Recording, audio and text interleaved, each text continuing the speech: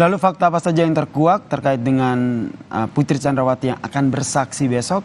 Kita membahasnya bersama dengan pakar hukum pidana, Kang Asep Iwan Irawan telah bergabung bersama kami di Kompas Malam. Selamat malam, Kang Asep. Yang menarik dari persidangan sebelumnya ada keterangan dari Verdi Sambo terkait dengan pelecehan seksual yang berkali-kali disampaikan. Apakah ini juga jadi salah satu materi yang nantinya akan digali oleh hakim dalam sidang besok? Ya, yang pertama memang nggak usah digali gitu kan karena memang itu bukan fakta hukum ya, itu yang pertama. Yang kedua, kalaupun itu ada pembuktiannya sangat-sangat sulit, apalagi dikatakan perkosaan. Perkosaan itu bukanlah perbuatan yang gampang, ya kan, perbuatan laknat. Ketika laknat itu terjadi, kan harusnya ada reaksi. Katakanlah ya ada reaksi, entah menjerit, entah mencakar atau lainnya gitu kan. Nah, tapi kan apa yang terjadi itu ya, sekali lagi, yang kalau itu terjadi pasti setelah kejadian itu ada sesuatu secara psikologi hukum kan, apalagi yang dilakukan adalah perbuatan tadi ya, perbuatan laknat itu. Kalau menurut saya ya, ini jangan-jangan ya, sekali lagi jangan-jangan bahwa itu memang tidak ada gitu ya. Jangan-jangan tidak ada. Ketika tidak ada atau laknat tidak terjadi ya, yang ingin dicari kenikmatan, tetapi kenikmatan tidak tersampaikan, yang ada adalah fitnah gitu. Itu yang kita khawatirkan yang terjadi. Nah, karena dakwaannya adalah dakwaan pembunuhan. Kalau pembunuhan katakanlah nanti itu ada, ya katakanlah sekali lagi ada, ya pelakunya kan sudah meninggal. Kuasa hukumnya ya nggak bisa gitu. Nah, jadi kalau besok digali, ya ngapain juga gitu. Kalau katakan ada ya, apalagi tidak ada gitu kan. Kalau tidak ada, ya, nah, ngapain menggali itu gitu kan. Berarti majelis hakim pasti tetap akan fokus pada dakwaan, yaitu pembunuhan berencana berkaitan dengan keterlibatan dari terdakwa lain. Karena besok itu Putri Chandrawati akan bersaksi untuk 3 terdakwa. Ada Richard Eliezer, Kuat Ma'ruf, dan juga Ricky Rizal ya.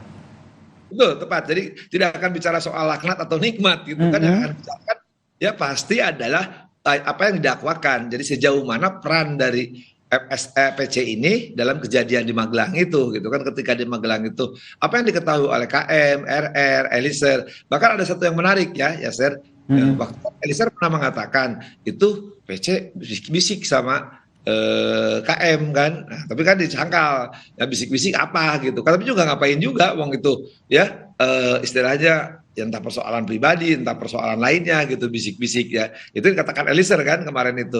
Tapi balik lagi justru adalah ya, pertanyaan-pertanyaan kan banyak, menimbulkan pertanyaan. Kalau itu ada, ya kenapa hubungan personalnya ya antara PC dan Yosua selama ke Jakarta seperti seolah tidak ada kejadian. Kemudian juga kan ajudan itu banyak ketika kejadian tersebut gitu. Kemudian juga sampai di Jakarta yang ditanyakan oleh hakim kemarin ya kepada FS, ya kenapa masih main badminton gitu. Padahal istrinya dia diperlakukan dan tanda petik ya perkosaan gitu kan. Perkosaan sekali lagi saya katakan bukan sembarangan. Seorang istri jenderal diperkosa oleh anak buahnya itu kan kurang ajar gitu kalau memang ada, apalagi kalau tidak ada.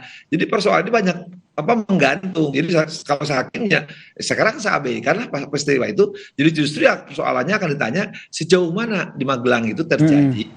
Jadi hakim akan menggali sejauh mana keterangan ataupun keterlibatan Putri Chandrawati di Magelang, mengingat ada 2 keterangan yang berbeda, 2 kubu maksudnya, Ricky Rizal dan juga Kuat Ma'ruf yang memiliki keterangan yang sama yang bertolak belakang dengan Richard Eliezer. Ini yang mungkin nanti akan dikonfrontir oleh hakim bersama dengan Putri Chandrawati.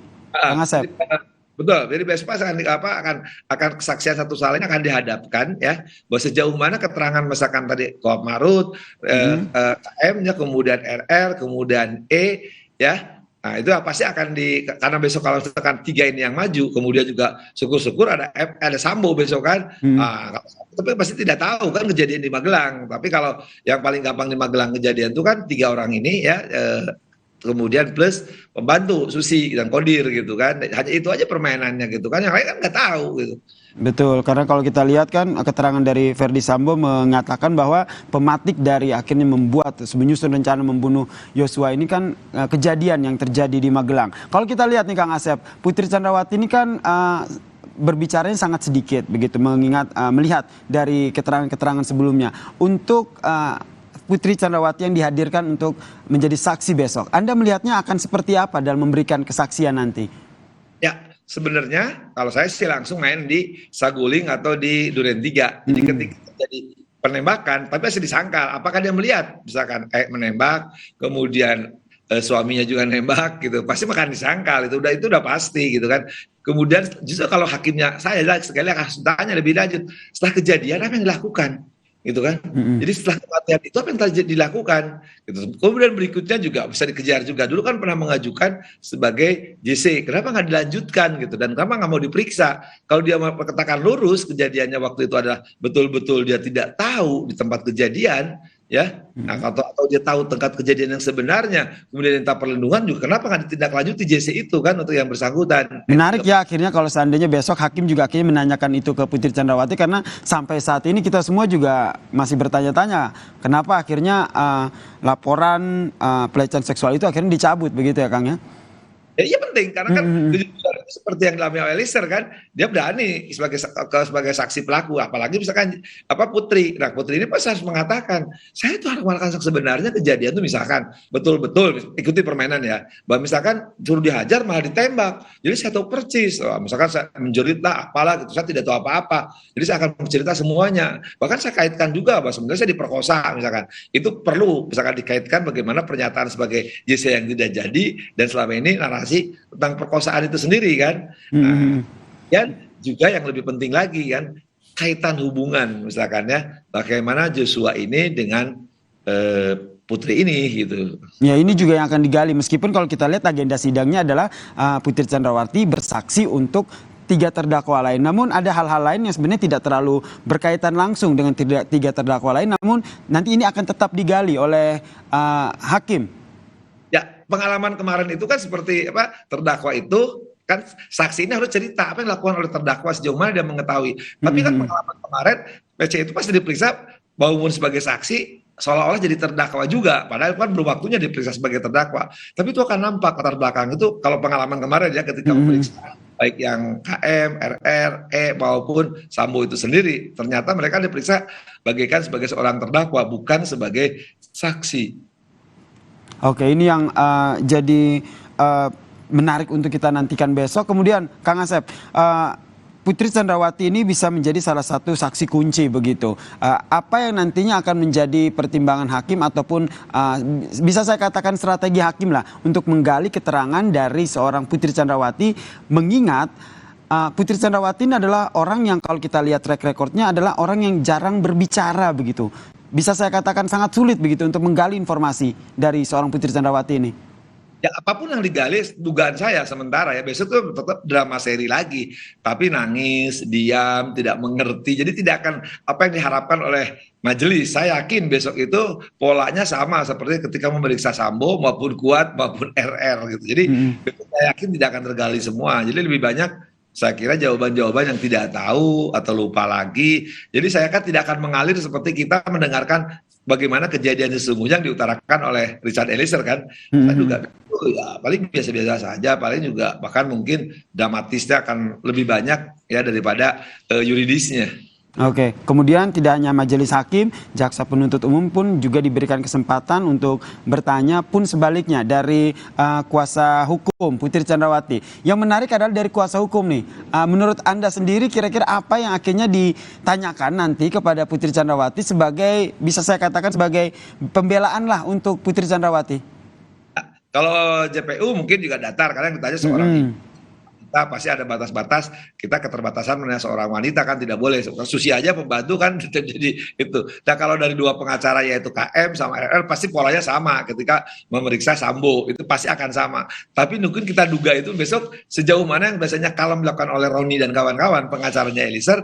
Ya kalau saya pengacaranya Eliezer, besok adalah kesempatan ya, sekali lagi kesempatan untuk menggali semua. Nah, tapi polanya Roni CS ini kan kalem gitu. Kalau saya pengennya agak sedikit naik, istilah pertanyaannya naik dikit lah gitu ya, bagaimana istilah teror mental gitu. Tapi nampaknya apa dilakukan atau tidak Roni ya mungkin bukan wataknya Roni CS ya kalau dilakukan itu. Tapi kalau saya justru strateginya Roni CS harus melakukan itu. Jadi besok itu bagaimana mencecar pertanyaan ya, kalau terjadi misalkan perkosaan juga dikejar, kejadian di Saguling, bahkan kejadian pas penembakan itu menurut saya penting ya, karena mengetahui peran bagi kepentingan kliennya itu Eliezer. Selainnya kan Eliezer tadi yang mungkin bagi saya kuncinya kok bisik-bisik gitu. Udah diperkosa, tanda petik ya, udah diperkosa. Di situ itu yang diangkat tuh kan tidak mengakui susi sama KM, tidak angkat yang tidak boleh dan sebagainya, itu dikejar karena Eliezer kan tahu di situ ya. Terus kemudian juga statusnya si Susi yang mengatakan cukup tahulah saya yang tahu, itu kan ada status